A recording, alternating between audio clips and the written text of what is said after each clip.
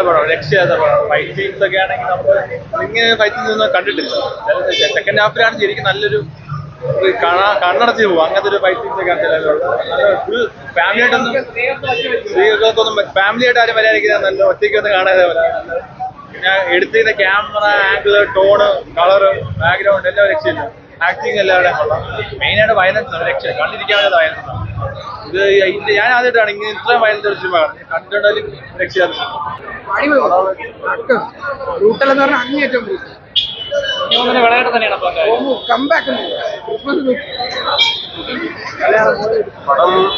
നല്ലൊരു പടമാണ്. വയലൻസ് മാത്രമേ സിനിമയ്ക്കകത്തുള്ളൂ. ഉണ്ണിവന്നിന്റെ പീക്ക് സിനിമ എന്നാണ് പറയാം. ബോളിവുഡ് ഇനി ഇങ്ങനെ ഒരു സിനിമ വരില്ല, ഇത്രമാത്രം എടുത്ത് വെച്ചിട്ടുണ്ട്. അടിപൊളി പടം, സൂപ്പർ പടം. വയലൻസ് അല്ല, ബ്രൂട്ടൽ വയലൻസ്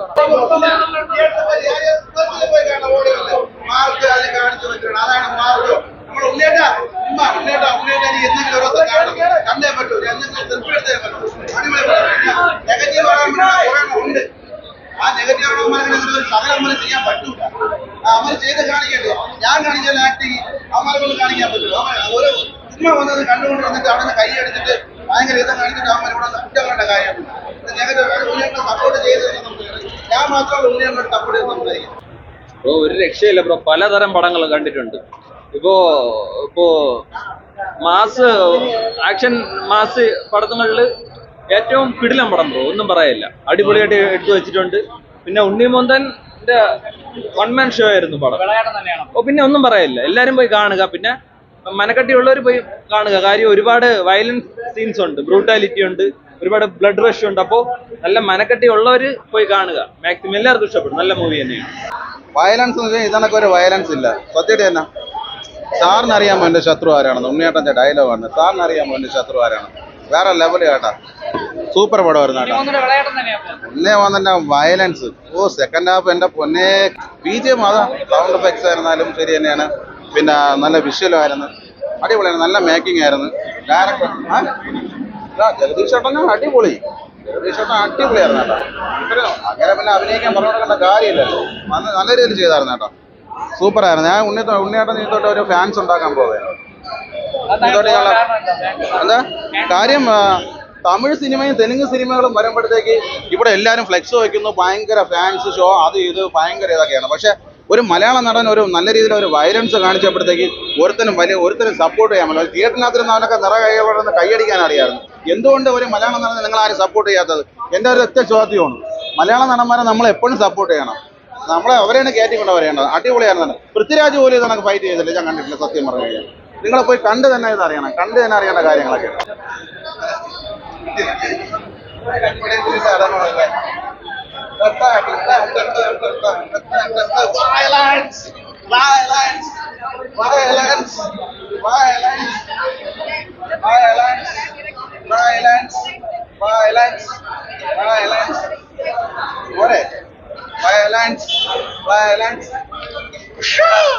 സിനിമയിലെ കയറോ എനിക്ക് അറിഞ്ഞുകൂടെ, നിനക്ക് കയറും. ഭയങ്കര ആക്ഷൻ ഓറിയന്റഡ് ആണ്. മാസ് എന്നാണ് പറയാം. ഉണ്ണിമുകുന്ദന്റെ മാസ് ആണ് എന്നാണ് പറയാം. ബിക്കോസ് ഡയറക്ടർ ഉണ്ണിമുകുന്ദനെ അത്രേ കണ്ട് നന്നായിട്ട് യൂട്ടിലൈസ് ചെയ്തിട്ടുണ്ട്. മലയാളം ഫിലിം ഇൻഡസ്ട്രി തന്നെ ഒരു ഡിഫറെന്റ് എക്സ്പീരിയൻസ് ആണ്. പിന്നെന്താ പറയാ, ലൈക്ക് ഒന്നും പറയില്ല. ജഗദീഷ് ചേട്ടനൊക്കെ ഒരു രക്ഷയില്ലാന്ന് വെച്ച് കഴിഞ്ഞാല് ഈസ് ലൈക്ക് അത്രയും നന്നായിട്ട് പുള്ളിയൊക്കെ ലൈക്ക് ഇതിനകത്ത് ഫിഗറൈസ് ചെയ്തിട്ടുണ്ട്. we'll look forward like that only. എന്ന് വെച്ചാല് മലയാളം ഫിലിം ഇൻഡസ്ട്രിയിൽ ഒരു ഡിഫറെന്റ് എക്സ്പീരിയൻസ് തന്നെ പറയാം. അങ്ങനെ പറയാം. ലേഡീസിനെ സംബന്ധിച്ച് നമുക്ക് ഇങ്ങനെ പറയാം, ടെറിഫിക് വയലൻസ് ആണ് ഇതിനകത്ത്. സീരിയസ്ലി ഭയങ്കര ഒരുപാട് സീൻസ് ഉണ്ട് ഇതിനകത്ത്. ടെറിഫിക് വയലൻസ് ആയിട്ടുള്ള ഒത്തിരി ഫുൾ ആക്ഷൻ ഓറിയന്റഡ് ആണെങ്കിലും വയലൻസ് ഇച്ചിരി കൂടുതലാണ്. ലൈക്ക് എപ്പോഴും ഭയങ്കര ബ്ലഡ് ഷെഡ് ആണ്. കണ്ടുകൊണ്ടിരിക്കാൻ ആക്ഷൻ ഓറിയന്റഡ് ആണ്. ഉണ്ണിമുകുന്ദന്റെ ഒരു വേറിട്ടൊരു മുഖമാണ് ഇതിനകത്ത് മാർക്കോ. അങ്ങനെ സപ്പോർട്ട് ചെയ്യാനേ ചെയ്യുന്നു. ചുമ്മാ അങ്ങനെ ആരും ആവശ്യമില്ല കുറ്റം പറയേണ്ട കാര്യമൊന്നുമില്ല. കുറെ അവന്മാർ വരും, കുറെ വാപ്പിളി സംസാരമായിട്ട് വരും. ശോകമെന്ന് എവനെ കൊണ്ട് കാണിക്കാൻ പറ്റും ഇതൊക്കെ? ഇല്ലല്ലേ മാർക്കോ.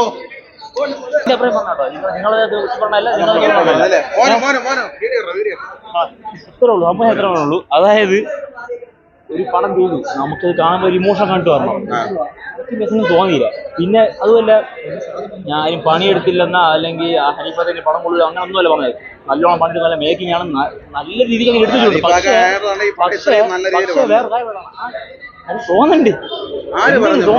നിറഞ്ഞ കയ്യടിയല്ലേ നിങ്ങൾ ഫസ്റ്റ് ഹാഫ് തിയേറ്റർ ചത്തിരിക്കുന്നു. ആരും അറിയാനുള്ള ചത്തിരിക്കുന്നു, എല്ലാം ചത്തിരിക്കുന്നു.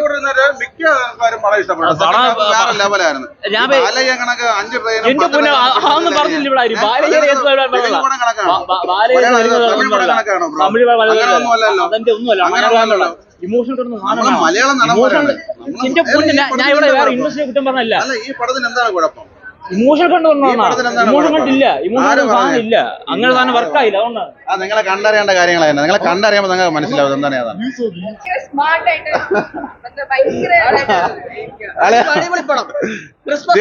ഇന്ന് വെടി വെച്ച് കൊല്ലു ഒരു രക്ഷയില്ല. സെക്കൻഡ് ഹാഫ് മാരക ഐറ്റമാണ്. ഇങ്ങനെ ഒരു ഐറ്റം മലയാള സിനിമ ഇറങ്ങിയിട്ടില്ല. ബ്രൂട്ടൽ സാധനം, കൊടൂര ഐറ്റം സാധനം.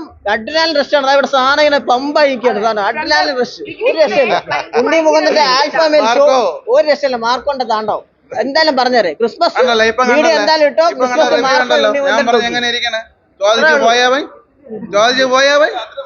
അതാണ്, അത്രയും മതി, കൂടുതൽ ഞാൻ പറയാനില്ല. പറഞ്ഞോ കേട്ടോ. കൊള്ളാം, നല്ല പടം. നല്ല ഉണ്ണിമന്തന്റെ ലുക്കും സ്വാഗും വിഷയം. എനിക്ക് സെക്കൻഡ് ഹാഫിൽ വരുമ്പോൾ നമ്മുടെ ഒരു വില്ലൻ വരുന്നുണ്ടല്ലോ, അപ്പോഴത്തേക്ക് നമുക്ക് സത്യം പറഞ്ഞ ഒരു തരിപ്പാണ് വന്നത്. കാരണം നമുക്ക് എന്താ ചെയ്യണമെന്ന് പറ്റുന്നില്ല അത് കാണുന്ന. കാരണം അത്രയും ബ്രൂട്ടൽ ആയിട്ടുള്ള സീനുകൾ ഈ സിനിമയിലുണ്ട്. കാരണം ഞാൻ ഇത്രയും വയലന്റ് ആയിട്ടുള്ള സിനിമയാണെന്ന് പറഞ്ഞിട്ട് കൂടെ തന്നെ ആ ഒരു അത് സ്ക്രിപ്റ്റ് ഡിമാൻഡ് ചെയ്യുന്നുണ്ടെന്ന് വെച്ച് കഴിഞ്ഞാല് ഞാനൊരു പക്ഷേ സ്ക്രിപ്റ്റ് ആയിരുന്നെങ്കിൽ അതിന് കുറച്ചൊന്ന് ട്വീക്ക് ചെയ്യുകയായിരിക്കും. പക്ഷെ അൾട്ടിമേറ്റ്ലി ഇതൊരു സംവിധായകന്റെ കയ്യിലാണ്. സംവിധായകൻ പറയുന്നത് എനിക്ക് ഇങ്ങനെ വേണം എന്ന് പറഞ്ഞാൽ അങ്ങനെ തന്നെ വേണം, അല്ലെങ്കിൽ അങ്ങനത്തെ ഒരു കഥയിൽ ഇങ്ങനത്തെ ഒരു കഥയാണ്. കാരണം ഇത് അതിന്റെ ഇടയിൽ നിങ്ങൾ വെറുതെ കാരണം ഒത്തിരി സിനിമകൾ നമ്മൾ അങ്ങനെ കണ്ടിട്ടുണ്ട്. അയ്യോ നായകന്റെ ഇതല്ലേ, അപ്പൊ പിന്നെ അവരെ വെറുതെ വിട്ടേക്കാം, അവരങ്ങ് വെറുതെ വിട്ടേക്കാം. ആ പരിപാടി ഈ സിനിമയ്ക്കകത്തില്ല.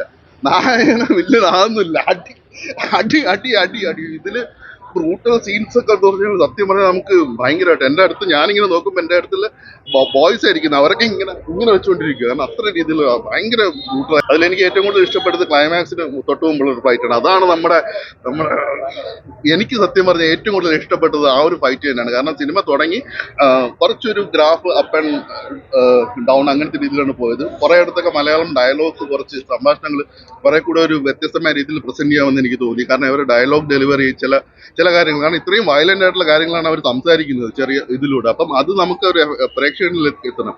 ക്ലൈമാക്സിലോട്ട് എടുക്കുമ്പോൾ ക്ലൈമാക്സിന് തൊട്ട് മുമ്പുള്ള ഒരു ഫൈറ്റിലാണ് നമുക്കൊരു അഡ്രിനാലിൻ റഷ് കിട്ടുന്നത്. നമുക്കൊക്കെ സിറ്റ് എന്നൊക്കെ നമുക്കിങ്ങനെ ചില സിനിമകൾ കാണുമ്പോൾ നമ്മളിങ്ങനെ വന്ന് കയറിയിട്ട് ആ ഒരു സംഭവം എനിക്ക് സത്യം പറഞ്ഞാൽ കിട്ടിയായിരുന്നു ക്ലൈമാക്സ് ഫൈറ്റിന്റെ തൊട്ട് മുമ്പായിട്ട്. പിന്നെ അതിനുശേഷം കുറച്ചൊരു അവരുടെ ഫാമിലി സ്റ്റോറി ഇങ്ങനെ എക്സ്റ്റെൻഡഡ് ആയിട്ട് പിന്നെ ഇങ്ങനെ പൊക്കോണ്ടിരിക്കുകയാണ്. ഒരു സമയത്ത് നമുക്ക് തോന്നുന്നു മാർക്കോയും ഒരു മണ്ടൻ ഫാമിലിയുമാണോ ഇതിന്റെ ടൈറ്റിൽ ഇടേണ്ടത് എന്ന് പോലും തോന്നിപ്പോകും. പിന്നെ ഞാൻ പറഞ്ഞില്ല, ഇപ്പൊ നിങ്ങൾ ചോദിച്ച പോലെ സ്ക്രിപ്റ്റ് ഡിമാൻഡ് ചെയ്യുന്നത് വെച്ച് കഴിഞ്ഞാൽ അത് അവരുടെ സ്വാതന്ത്ര്യമാണ്. അപ്പം അവർക്ക് വേണമെങ്കിൽ എടുക്കാം. അതല്ല ഞാൻ പറഞ്ഞത്, നായകന്റെ ഫാമിലിയോട് വിടുന്ന പരിപാടി ഒന്നുമില്ല. എല്ലാത്തിനും ഇട്ടിട്ട് ആ രീതിയിലാണ് ഈ സിനിമയുടെ ഇത് പോകുന്നത്. അപ്പൊ സെക്കൻഡ് ഹാഫിൽ ഇത് തന്നെയാണ് പോകുന്നത്. പിന്നെ ക്ലൈമാക്സ് ഫൈറ്റ് നല്ല രീതിയിൽ വന്നിട്ടുണ്ട്. ഉണ്ണി മുകുന്ദന്റെ ആ പുള്ളിക്കാരൻ നല്ല എഫേർട്ട് എടുത്തിട്ടുണ്ട്, നല്ല രീതിയിൽ എഫേർട്ട് എടുത്തിട്ടുണ്ട്. പുള്ളിക്കാരൻ ഇതൊക്കെയാണ് കുറെ കൂടെയൊക്കെ പറ്റുന്നതെന്ന് എനിക്ക് തോന്നുന്നുണ്ട്. ഇതിൽ ഡയലോഗ്സ് ഒക്കെ ഉണ്ട്, അതാണ് ഞാൻ ആദ്യമേ പറഞ്ഞത്. കുറച്ച് സംഭാഷണങ്ങൾ എനിക്ക് എന്തോ ആ ഒരു കിട്ടിയില്ല. എനിക്കൊരു ഉദാഹരണത്തിന് ഇപ്പൊ KGF പോലുള്ള ഒരു ഡബ്ഡ് സിനിമയിൽ പോലും നമുക്ക് ആ ഒരു മലയാളത്തിലെ ഡയലോഗ് വെക്കുമ്പോഴത്തേക്ക് ഇപ്പോഴും ആ ഒരു രോമാഞ്ചം കിട്ടുന്നു. ആ ഒരു രോമാഞ്ചിഫിക്കേഷൻ എനിക്ക് വന്നില്ല. പക്ഷെ എല്ലാ പ്രേക്ഷകർക്കും വരുമോന്ന് അറിയില്ല. പക്ഷെ എന്നാലും സിനിമയിൽ കുറച്ചൊക്കെ നെഗറ്റീവായിട്ട് എനിക്ക് തോന്നി അതൊക്കെയാണ്. പക്ഷെ അത് പോസിറ്റീവ് എന്ന് പറയുമ്പോഴത്തേക്കും ആക്ഷൻ വയലൻസ് 3 വയലൻസിൽ തീരൂല. ഇത് വയലൻസ് ഇൻഡു മ്യൂസിക്, BGM അങ്ങനെയുള്ള ഇങ്ങനത്തെ ഈ സംഭവങ്ങളെല്ലാം എനിക്ക് ഇഷ്ടപ്പെട്ടു. പിന്നെ ഒരു കളർ ഗ്രേഡിങ് കൊടുത്തത്, കാരണം നമുക്കിപ്പം നമുക്ക് ഇങ്ങനത്തെ ഒരു വയലന്റ് ആയിട്ടുള്ള സിനിമകൾ കണ്ട് പരിചിതമായി. ഇടയ്ക്കാണെങ്കിൽ കുറച്ച് സോങ്സിൽ മാത്രമേ നമുക്കൊരു പച്ചപ്പും കാര്യങ്ങളൊക്കെ വരുന്നുള്ളൂ. പിന്നെ അതിനകത്ത് കാരണം ഇടയ്ക്കുള്ള ഒരു കളർ ഗ്രേഡിങ് ഭയങ്കര, അത് നമുക്ക് ബ്ലഡ് ടോൺ എടുത്ത് കറക്റ്റായി കാണിക്കാൻ വേണ്ടിയിട്ടുള്ള രീതിയിലുള്ള ഒരു കളർ ഗ്രേഡിങ് അവർ ചെയ്തിട്ടുണ്ടായിരുന്നു. എനിക്ക് അതിനെപ്പറ്റി കൂടുതൽ ടെക്നിക്കലായിട്ട് പറയാൻ പറ്റത്തില്ല. BGM പൊളിയായിരുന്നു. രവി വാസുദേവൻ തന്നെ നല്ലൊരു രീതിയിൽ. കാരണം ഇതിനു മുമ്പ് അദ്ദേഹത്തിന് എനിക്ക് തോന്നുന്നു കപ്താൻ എന്ന സിനിമയിൽ അദ്ദേഹം ഒത്തിരി നെഗറ്റീവ് ഫീഡ്ബാക്ക് ആയിരുന്നു കിട്ടിയത്. പക്ഷേ ഇതിൽ അദ്ദേഹം വളരെ നല്ല രീതിയിൽ തന്നെ പണിയെടുത്തിട്ടുണ്ട്. പിന്നെ പാട്ട് നമുക്ക് ഓൾറെഡി നമ്മൾ വൈറലായിരുന്നു പാട്ടുകൾ. മേക്കിംഗ് ക്വാളിറ്റി അദ്ദേഹത്തിന്റെ മറ്റ് സിനിമകൾ മികായലൊക്കെ എടുത്ത് വെച്ച് നോക്കുമ്പോഴത്തേക്കും മാർക്കോ എന്നൊക്കെ പറയുമ്പോഴത്തേക്കും ഒരു ഡയറക്ടർ എന്ന രീതിയിൽ അദ്ദേഹം വളരെ രീതിയിൽ അഡ്വാൻസ്ഡ് ആയിട്ടുണ്ട്. മേക്കിംഗ് ക്വാളിറ്റി എല്ലാം വളരെ ഗുഡാണ്. ഇത് വീണ്ടും ഒരു ഇന്ത്യൻ സിനിമ എന്ന് പറഞ്ഞിട്ട് ഒരു മലയാള സിനിമ എന്നല്ല, വീണ്ടും നമുക്ക് ആ ഒരു പാൻ ഇന്ത്യൻ ലെവലിലേക്ക് നമുക്ക് പറയാമെന്നുള്ള ഒരു ഇതാണ്. പക്ഷെ മറ്റുള്ളവർ ഈ ഒരു ഫാമിലി സെന്റിമെന്റ്സ് എത്രത്തോളം ഏറ്റെടുക്കും എന്നുള്ള ഒരു ഇത് മാത്രമേ ഉള്ളൂ. അതൊഴിച്ച് കഴിഞ്ഞാൽ സംഭവം